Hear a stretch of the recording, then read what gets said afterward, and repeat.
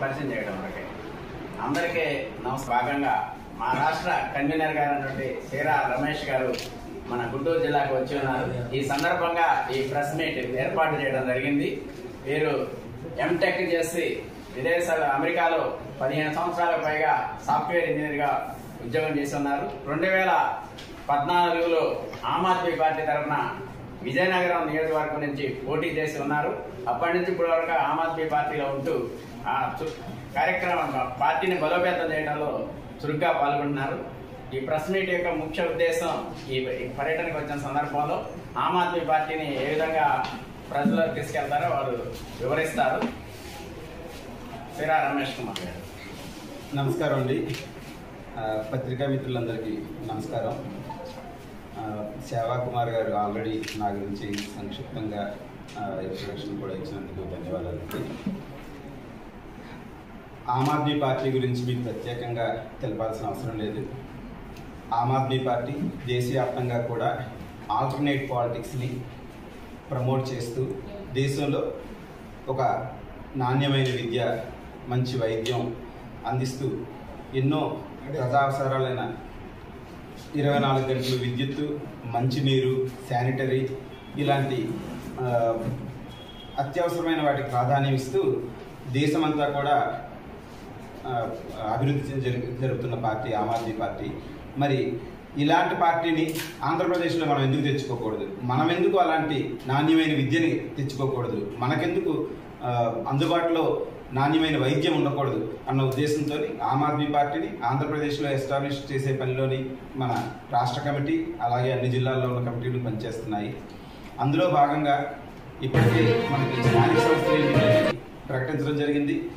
ఈ జనవరి నుంచి మొదలయ్యే స్థానిక సంస్థల ఎన్నికలన్నింటిలో కూడా ఆమ్ ఆద్మీ పార్టీ రాష్ట్రంలో పోటీ చేయబోతుంది. స్థానిక సంస్థల ఎన్నికలంటే మీకు తెలుసు, మొదట మనకి మున్సిపల్ కార్పొరేషన్స్, మున్సిపాలిటీ ఎన్నికలు వస్తాయి. తర్వాత జెడ్పీటీసీ, ఎంపీటీసీ ఎన్నికలు వస్తాయి. ఈ అన్నింటిలో కూడా ఆమ్ ఆద్మీ పార్టీ అభ్యర్థుల్ని నిలబెట్టడంలో ప్రయత్నంలో ఉంది. అలాగే ఈ సందర్భంగా నేను మీ పత్రికాముఖంగా కోరుకునేది ఏమిటంటే, ఎవరైతే మెచ్యూర్డ్ రాజకీయాలు అంటే ప్రజాసేవ చేస్తూ ప్రజలను ప్రలోభ పెట్టకుండా ప్రజాసేవలో ముందుండి ప్రజాప్రతినిధులుగా ఎన్నికవుదాం అనుకుంటున్నారో, ఓట్ల కోసం రకరకాల ప్రలోభాలను గురి చేస్తున్న ఈ కాలంలో ప్రలోభాలు చేయకుండా ప్రజల సేవ మాత్రమే చేస్తూ ప్రజలకు అందుబాటులో ఉంటూ లోకల్గా ఉన్న సమస్యల మీద పోరాడుతూ ప్రజల్లోని ఒక మంచి నాయకుడిగా గుర్తింపు తెచ్చుకొని ప్రజాప్రతినిధులుగా అవుదామనుకున్న వాళ్ళందరూ కూడా ఆమ్ ఆద్మీ పార్టీతో పనిచేయడం కోసం ముందుకు రావాలని ఆమ్ ఆద్మీ పార్టీ కోరుతున్నది. అలాగే మేము మీకు మా కాంటాక్ట్ నెంబర్ కూడా తర్వాత ప్రొవైడ్ చేస్తాము. ఆమ్ ఆద్మీ పార్టీతో కలిసి పనిచేయాలనుకునే వాళ్ళందరూ కూడా ఆమ్ ఆద్మీ పార్టీ వెబ్సైట్లోకి వెళ్ళి రిజిస్ట్రేషన్ అయ్యి మమ్మల్ని కాంటాక్ట్ చేయొచ్చు. అలాగే లోకల్ కాంటాక్ట్ నెంబర్స్ మేము తర్వాత ఇచ్చే లోకల్ కాంటాక్ట్ నెంబర్తోనైనా కాంటాక్ట్ అయ్యి మాతో కలిసి పనిచేయడానికి ముందుకు రావాల్సిందిగా కోరుతున్నాను. ఇక రాష్ట్ర రాజకీయాల పరిస్థితి మీరు అందరూ అబ్జర్వ్ చేస్తున్నారు. రాష్ట్రంలో కూటమి ప్రభుత్వం ఉంది. టీడీపీ, జనసేన, బీజేపీలతో కూడిన కూటమి ప్రభుత్వం. ఈ కూటమి ప్రభుత్వమే కాకుండా మన పేరుకి ప్రతిపక్షమైన వైఎస్ఆర్సీపీ కూడా బీజేపీ చేతుల్లోనే ఉందన్న విషయం మన జరిగిన వైస్ ప్రెసిడెంట్ ఎన్నికల్లో, ఉపరాష్ట్రపతి ఎన్నికల్లో మనం చూసాం. అందుకు రాష్ట్రంలో ప్రజల పక్షాన నిలబడి పోరాడగలిగే ఏకైక పార్టీ ఆమ్ ఆద్మీ పార్టీ మాత్రమే ఈరోజు. ఆ విషయం మన రాష్ట్ర ప్రజలందరూ కూడా గుర్తెరిగి ఆమ్ ఆద్మీ పార్టీని ఆంధ్రప్రదేశ్లో బలపరచాలని, అలాగే ఎవరైతే కుల రాజకీయాలొద్దు, మత రాజకీయాలొద్దు, ప్రజల కోసం పోరాడే నాయకులు కావాలి అని నమ్ముతున్నారో వాళ్ళందరూ కూడా ముందుకొచ్చి ఆమ్ ఆద్మీ పార్టీతో చేతులు కలిపి రాష్ట్రమంతటా కూడా ఆమ్ ఆద్మీ పార్టీని బలోపేతం చేయాలని మీ పత్రికాముఖంగా నేను కోరుకుంటున్నాను. ఆమ్ ఆద్మీ పార్టీ ఇప్పటికే 2 రాష్ట్రాల్లోని ప్రభుత్వాన్ని ఏర్పరిచింది. ప్రస్తుతం ఢిల్లీలో ప్రతిపక్షంలో ఉన్న, ఇప్పటికే ఢిల్లీలో 3 సార్లు ప్రభుత్వం ఏర్పరిచింది, పంజాబ్లో ప్రభుత్వం ఏర్పరిచింది. అలాగే మా ఎమ్మెల్యేలు గుజరాత్లోని, గోవాలోని, జమ్మూ కాశ్మీర్లోని ఉన్నారు.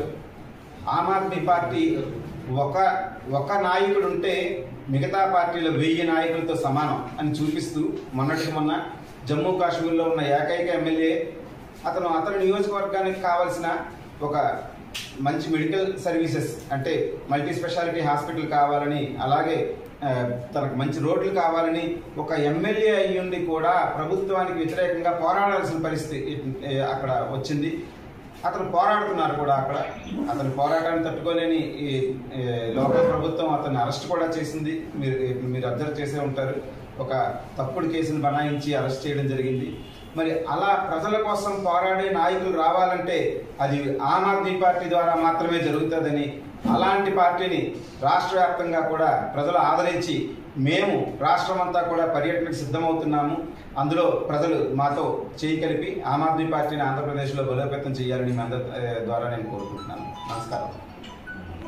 పరోక్షంగా పోటీ చేసింది, ఇండియా కూటమి ద్వారా పోటీ చేసింది ఆమ్ ఆద్మీ పార్టీ. మీకు తెలుసు కదా, లాస్ట్ ఎన్నికల్లోని బీజేపీ ప్రస్తుతం అసలు దేశంలో కాదు ప్రపంచంలోనే అత్యంత సంపన్నమైన పార్టీ బీజేపీ. అలాంటి పార్టీని ఎదుర్కోవాలంటే పార్టీ యొక్క స్వార్థాన్ని పక్కన పెట్టి మరి ప్రజల కోసం ప్రజల యొక్క ఈ ప్రజాస్వామ్యాన్ని కాపాడుకోవడం కోసం ఇండియా కూటమిలోని ఆమ్ ఆద్మీ పార్టీ భాగస్వామ్యం అవ్వాల్సి వచ్చింది. ఓన్లీ లోక్సభ ఎన్నికల వరకే ఆమ్ ఆద్మీ పార్టీ అందుకు ఇండియా కూటమితో పనిచేసింది. తర్వాత రాష్ట్రాలకు వచ్చేసరికి ఇండిపెండెంట్గా ఆమ్ ఆద్మీ పార్టీ అన్ని దగ్గరలో పోటీ చేస్తుంది. వచ్చే స్థానిక సంస్థల ఎన్నికల్లో కూడా ఇండియా కూటమితో వెళ్తారా, ఇండివిజువల్గా మీరు పార్టీ పోటీ చేస్తారు? లేదండి, ఇండియా కూటమి అయితే స్థానిక సంస్థల ఎన్నికలకి